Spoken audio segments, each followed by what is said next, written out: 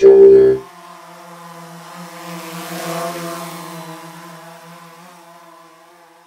What's up, droners? Brennon Edwards here, your professional drone cinematographer, here with Dronr Tech, brought to you by Remote Pilot 101. I have been flying drones since 2014, and I got into drones actually because I used to play video games competitively, and I honestly really liked the controller. I was like, I can do this. And I also was already working in the film and TV industry as a producer. And so it kind of just married together in a wonderful way that I started practicing and learning how to fly around sets. They saw me doing it, and I was able to get myself opportunities to be able to fly, at first for free, for some directors and directors of photography, and they liked what I did. They recommended me, and now I have been fortunate enough to be able to fly all over the world for different music videos, for movies, and for TV shows. And I have had a great time. And what I'd like to be able to give you guys is a lot of my experiences so that you guys don't have to go through and make the same mistakes that I did or have the questionable drone footage that I used to start out with.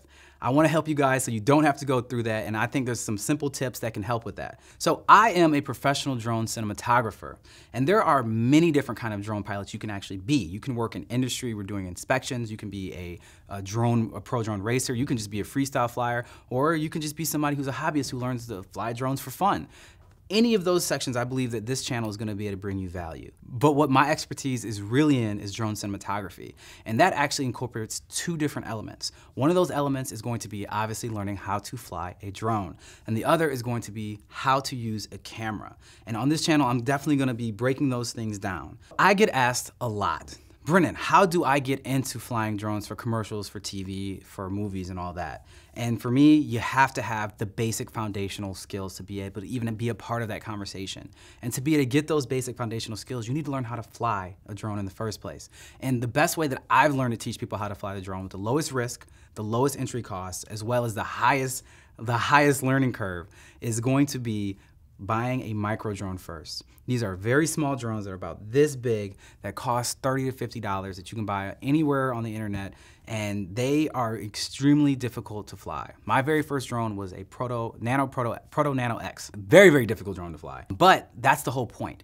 It's very hard to fly, and you can fly them indoors, you can take them with you wherever you go, and that makes it so that you can practice anytime, anywhere. And that also means you're gonna be practicing around other people. And so the test that I give to any future drone pilot is saying, hey, buy one of these little drones, and when someone is watching you who's been around you flying for a while, trusts you enough to fly it in a circle around their shoulders and land it in their hand, and you're capable of doing that every time you want to, that's when you can start looking to say, let me invest in a camera drone. You might be saying to yourself, Brennon, but these drones have all this technology of stabilization, GPS, sonar, all these things that are making it so they pretty much fly themselves for the most part. And what I can say back to that is that, yes, you're 100% correct, but also, you have to consider is that all those systems don't work all the time. And a lot of the times when you're on a job, things don't go the way you think. And the drone is drifting for some reason, or it's not responding to the controls the way you thought, or all the systems go down and you're flying a dumb drone now that actually is supposed to be able to do this. Or they want you to fly indoors inside of a metal facility, and so now the drone is just flying in any direction that it wants. And you have to be able to have that level of control to still maintain control of the drone to be able to get the shots that you need to, and also, more importantly, keep everybody safe. So having that foundation to be able to fly a drone on a very high level, very, very difficult small drones is going to be able to help you in the situations where, yes, I am flying the bigger camera drones that have all these things on them, but all those things don't always work. And so you want to be the one that always has that safety net on the behind you of saying, no, I have an experience of being able to fly things much more difficult than this. This is not a problem.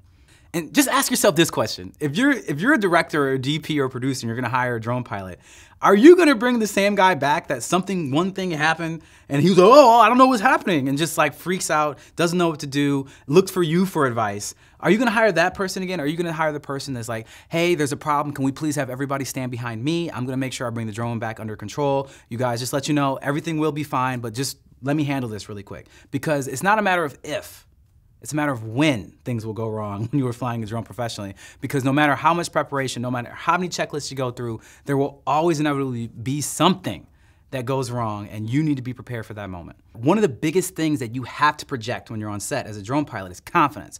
You have to have confidence that not only you're gonna get the shot, but you're also gonna maintain the control of the drone and keep everybody around safe. Like, safety is your #1 concern as a drone pilot. So if you're gonna ask me as a professional drone pilot how to get started, then I'd say you get started through the fire and flame, through the most difficult drone you can learn how to fly, so that when it comes down to it, you're ready for anything that comes at you. Now that you know how to fly the drone and keep it safe, it's important to understand the camera side of things. Now, I've been fortunate enough to be able to have been flying with directors of photography on my shoulder for the past 5 years that taught me all the camera tricks I needed to know. And there's a lot of people who go to school for years just to learn how to use the cameras. And what's really happening in the industry now is that a lot of directors of photography are being asked to fly the drones. Whereas I actually came from the opposite side of ways. Whereas when I was starting to fly, that the directors of photography had no idea how to do anything with a drone, but they would help me learn how to do the camera side of it. The questions that you would be asking yourself are, what is ISO and how high should I be taking that when it's a lower light shot? What is frame composition, and should I be paying attention to the rule of thirds? What is my f-stop for drones that do actually have aperture control, and what does that do to my shot? And the same thing for shutter speed. What shutter speed should I have, and how does that affect the quality of the image and what that's gonna look like? I could go on for quite some time about the different kind of camera techniques and all the different things you need to know about a camera to be able to make sure you are on the DP's level of understanding how that works, or even how to work with the DP. And we'll get to that. But what you really can do right now to be able to help you learn how to fly and be able to get the best shots is watch drone footage. Go watch my reel, watch other drone pilots' reels, watch TV shows to see how those drone shots are composed. Are they all flying the drone full speed? Are they doing slow creeps? You know, what are they doing with the frame, and what kind of parts of stories are they telling?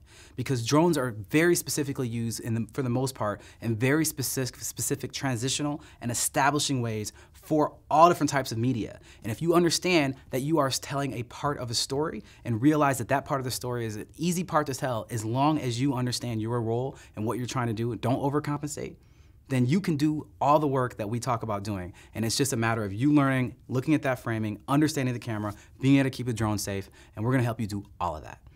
So those are the practical things. It's like, okay, can I fly this drone? Can I compose a shot? And then obviously the biggest of the three, arguably, is how do I get a client? And that is a very, very unique question, because there's a lot of different ways depending on where you are in the country, depending on what kind of access to drone technology you actually have, and also depending on where the film incentives are right now in the country. One of the easiest ways to be able to get your way into the industry is to be able to work with the states and the local municipalities that are starting to encourage these film incentives. One thing a lot of people don't know about Hollywood is that Hollywood goes wherever the money is, and the money is where the film incentives are. You can have film incentives like happen in North Carolina, Atlanta, New Orleans, and Michigan, where these states are saying, hey, movies, TV shows, if you film here, we're gonna make it very cheap for you. Like, we're gonna give you a bunch of money back. You don't have to pay any taxes. You can do all these different kind of incentives, because we understand that films, when they show up to a place, all they do is spend money. That's literally it. They don't come someplace to sell anybody anything. They show up, they spend money, they make stuff, and they leave. That's what they do. And that helps, it gives an injection into the arm of a local state economy or whatever that's gonna be. And so states are looking to get them to come there because they realize that. And you can take advantage of that. And the way you can do that is you pay attention to those incentives and say, oh, there's an incentive coming up in my state or the state next to mine that there's gonna be a lot of filming going on. And you can look at online. They show you who apply for those incentives all the time because they have to apply ahead of time. And you can see what kind of films are being done and what kind of TV shows are being done. And you can internet yourself around and find the people who are gonna be working on that, because a lot of the times those incentives stipulate they have to be hiring locals. And if you can work as a local, especially if you can work for cheap, then you can build up your reel, you can build up your resume, and now you are in the industry and able to be able to promote yourself to not only local people, but also to movies and film sets that are anywhere near your region and your area, because you have experience, you've done it, and, well, you can fly and you can use a camera. And one of the biggest differences is actually getting your Part 107 commercial drone pilot's license. And the easiest way to do that is with Remote Pilot 101. That's how I got it. They taught me everything I didn't know to pass the test. And that could be one of the biggest differentiators in who hires you and how you get hired. This is what differentiates the commercial pilots versus the hobbyists. You should definitely look into Part 107. I have literally been hired on set before as a remote pilot in command to just sit there and watch somebody else fly, because they were flying an FPV drone and they were an expert at that, but they didn't have their commercial pilot's license, and I did, and they needed a remote pilot in command that had it. So I literally got paid to sit down and watch this guy fly and then go home because I had my commercial pilot's license. So that is a barrier for entry that there's no excuse you can't get, because Remote Pilot 101 gives you everything you need for it. Droners, thank you so much. It was nice to meet all of you guys. This was a very broad look at those 3 very big topics that we're gonna be diving into more in the future. And if you wanna see more of those, make sure you guys subscribe. They will be here for you. And so once again, this is Dronr Tech brought to you by Remote Pilot 101, and you guys stay fly.